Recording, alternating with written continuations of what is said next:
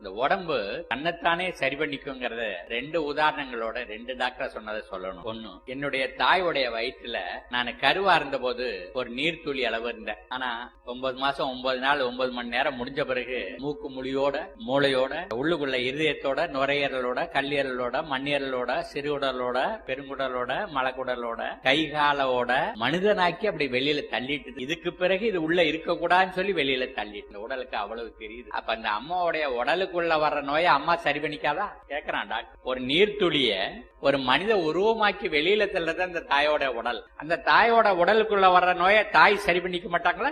என்ன சொன்னான்னா, லங்கனம் பரம ஔஷதம். எதை உண்டியோ அதனால நோய் வருகிறது. நீ உண்டதை இப்படி விலக்கி வச்சுன்னா நோய் விலகுகிறது. நம்ம விரதம் இருக்குங்கிறது எல்லா சமூகத்திலயும் இருக்கு. சாதாரண விரதம் எல்லாம் காணாது. ஒரு 3 நாளைக்கு தண்ணியை மட்டும் குடிச்சிட்டு இருக்கும். உடம்புல வேண்டாத சதையெல்லாம் சக்தியா மாறி கழிவா மாறி வெளியே போயிட்டே இருக்கு.